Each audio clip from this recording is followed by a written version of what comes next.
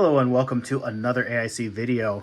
When I opened the box for this system and pulled it out, I bet that is smaller than my MacBook Air. So I went ahead and grabbed my MacBook Air, and it's an M2 MacBook Air, and it absolutely is.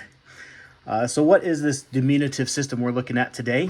It is a ThinkPad x13 Gen 6. So I was pretty excited to review this system because I love small laptops. If you look at my channel, I've reviewed dozens, if not probably close to 100 different systems from a 10 to 12 inch screen. Now, most of those were very budget systems that traded blows more with Chromebooks and were barely a step above old netbooks. Obviously, the system costs several times what those cost, and that market of those budget systems has really cooled in the last a few years. There haven't been a lot of new systems that have come out. The ones that are still on the market aren't really updated and haven't been updated in a while. However, there are people who definitely need and want a small, extra light, extra compact system that actually have some decent performance. And the MacBook Air is proof of that. These sell like hotcakes, and yes, they are the cheapest Mac you can buy, or MacBook you can buy. But that doesn't mean you're giving up features and performance with that smaller form factor and slightly lower price. Now, I'm going to be doing a lot of comparisons between the X13 and my MacBook Air because I feel like in this market, if you're shopping for one of these, you're also probably going to look at one of these. It's very unlikely that if you're looking for this size of machine, that you're going to be looking at a bigger, even a P14S or a P1 or a P16 or a T15. You're just not going to be looking at those bigger systems because your main focus is the size of the computer, and everything above that is just a bonus. And what you really want is a small, thin, light laptop that is truly functional to be able to perform your day-to-day tasks. Now, like I said earlier, the X13 is slightly smaller. Front to back, we're looking about a third of an inch. From side to side, we're looking about a quarter of an inch, but it is ever so slightly thicker. You can see that there. While smaller, it does mean that things like the trackpad are slightly smaller and the keyboard slightly smaller.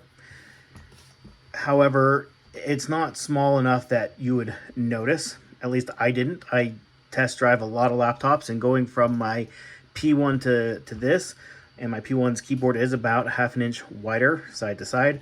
The keys are a little bit slightly bigger. I had no issues with typing on this. My hands knew exactly where to go. I don't feel like the slightly smaller keyboard was a detractor of any kind. The slightly smaller trackpad, again, I actually kind of prefer, because one thing I didn't have with this is when my hands were on here, it's just small enough that my palms actually don't touch the trackpad at all. And so one thing I do get with some of my other systems is false clicks or false mouse movements while I'm typing. I did not experience that with this system at all. And I think because my palms weren't touching it. So I feel it's an appropriate size for the machine. Screen, 1920 by 1200, 16 by 10. It is a lower screen resolution than on the MacBook Air.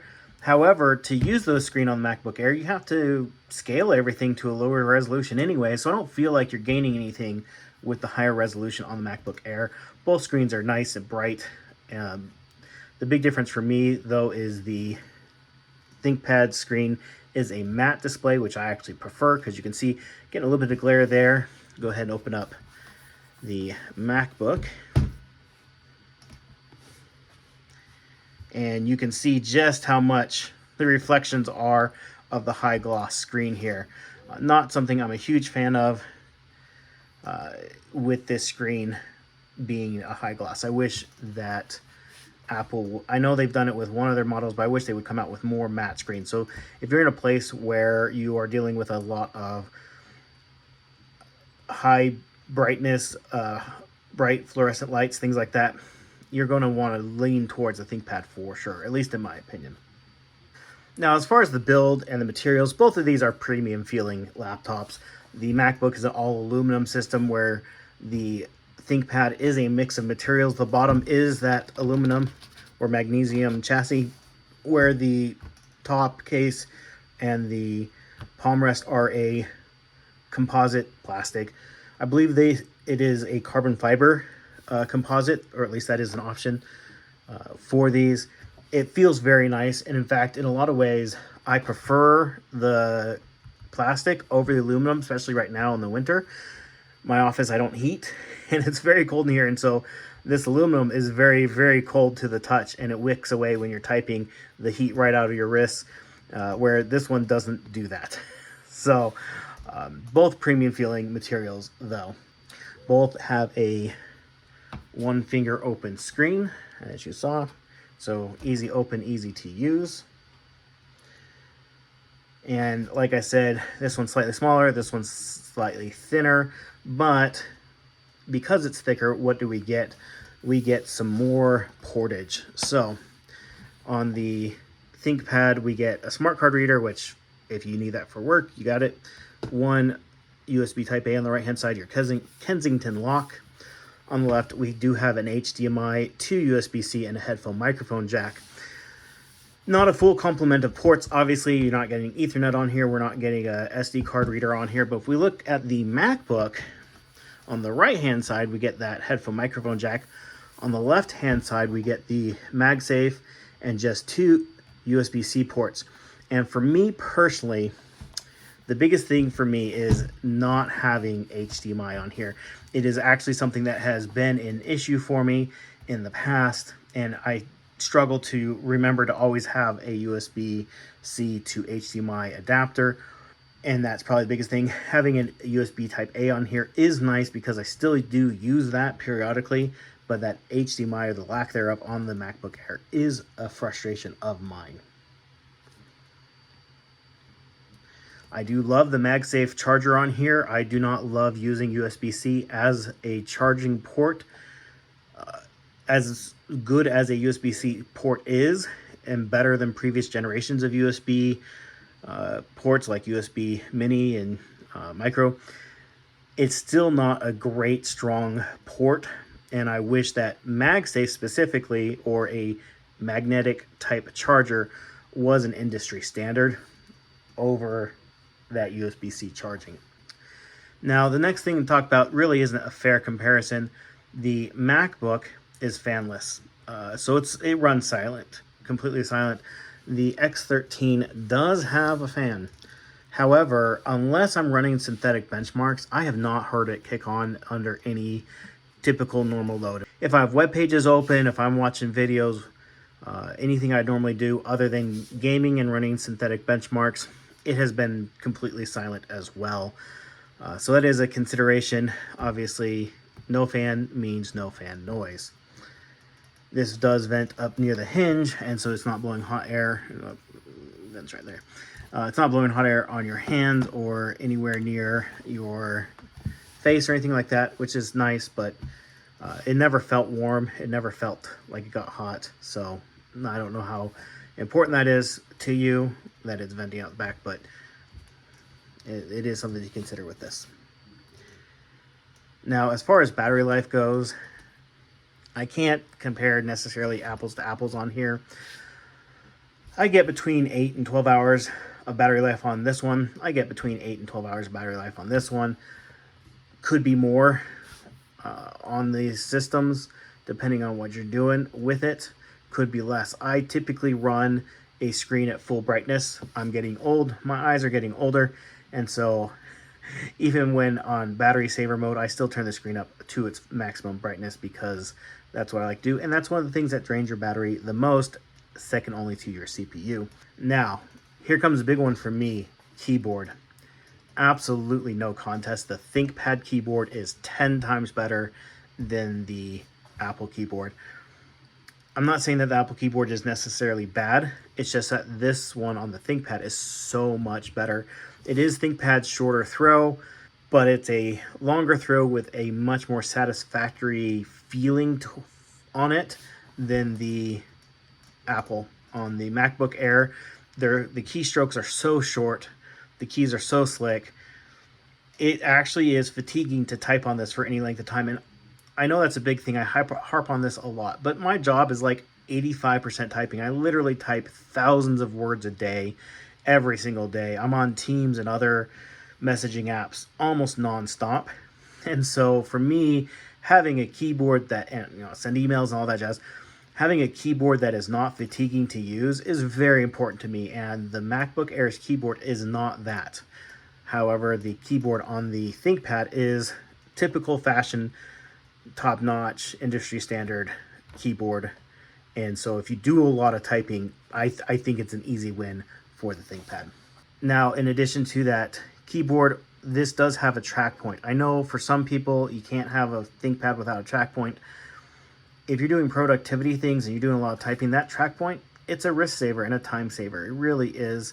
My very first laptop I had was my Toshiba Protege 610 CT I got back in 1999, early 2000, and it only had a track point. So it's what I learned on, to use a track point versus a touchpad. I still use a touchpad pretty heavily, but having a track point in addition is really nice. I do miss it quite often on my MacBook. Again, when I'm typing, which I do a lot of. Speakers on the systems, the speakers on the X13 are adequate, better on the MacBook Air. It's got louder speakers, wider soundstage, more bass.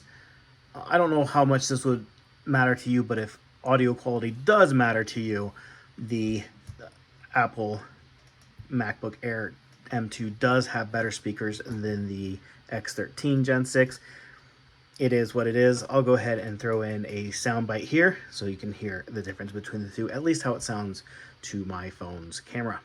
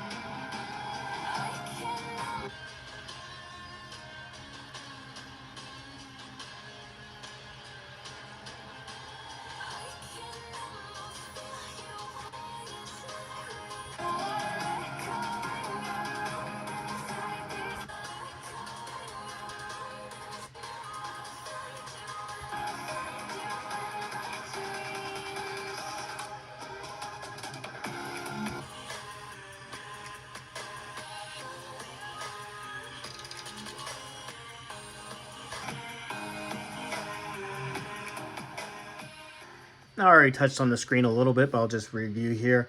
This does have a 400 nit, 100% sRGB, 60 hertz screen.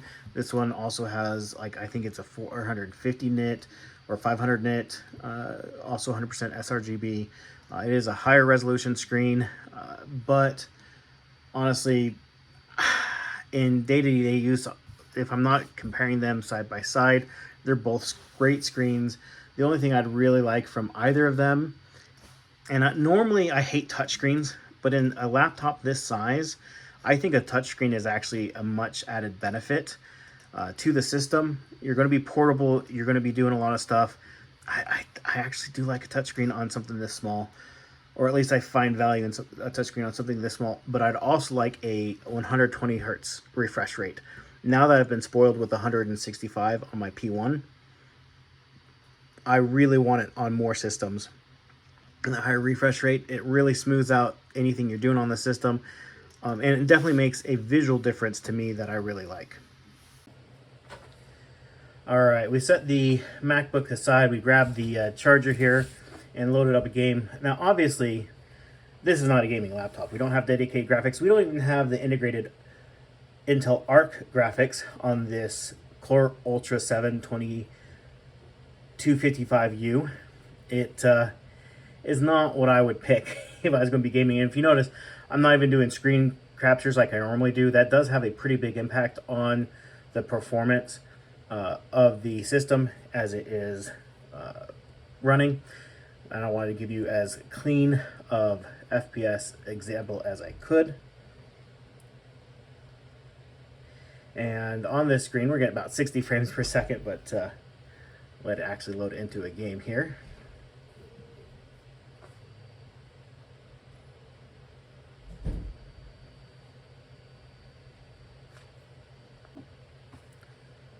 All right, so we're getting into a game.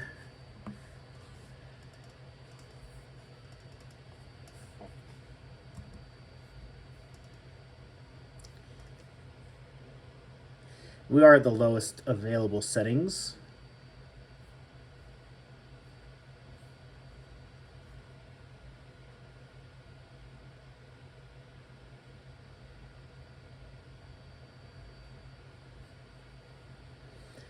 But we are getting about 30 FPS, a little over that,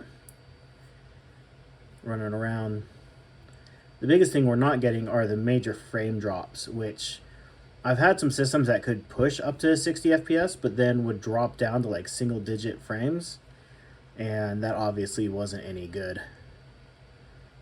I'm probably gonna die pretty quick because I don't even have a gun yet, but I'm trying to play with a trackpad and keyboard versus a controller isn't going to be very helpful either. But again, you're not going to be playing AAA titles on here. I think I ran a thing of I ran a benchmark on Cyberpunk 2077, and I got like 19 frames per second. It was pretty pitiful. And there we go, and I'm dead. But on here, as you can see, we were able to play a casual game if I actually cared to do better. I think you would be somewhat competitive, if not, you'd be able to enjoy the game. But yeah, Cyberpunk 2077, we got an FPS of like 18, 19 frames per second. Did Genshin Impact, hit 30 FPS pretty solidly, all on lowest graphic settings, of course. So if you want to play some casual games, definitely could, but definitely wouldn't be picking this up specifically for gaming. So just as a comparison for performance, obviously this laptop is not a desktop replacement. It's not even really what I would consider a mobile workstation. This is also not the laptop you necessarily grab for content creation. It is the laptop that you would grab that is the smallest, lightest, longest battery life that you can get. Though with 16 gigs of RAM and with that i7, it's not a slouch. Right now I'm doing an encode on this video. It's the same video I've done for several other laptops I've done recently. And it's going to take, a few more minutes longer than my P1 would take. So I think my P1 did it in like 7-8 minutes. This is showing about 10 minutes. It'll go probably a little bit longer than that. So yeah, it's not as fast as a mobile workstation, but it's going to get the job done that you need it to. All right, we're going to let benchmark run in the background while I kind of give you some final thoughts here. This laptop decidedly is not for everyone. It's very small. It doesn't have necessarily the performance that a lot of people may want. And if I had to pick just one laptop, this would not be it for me. I really like this laptop, but it is not the one laptop I would pick.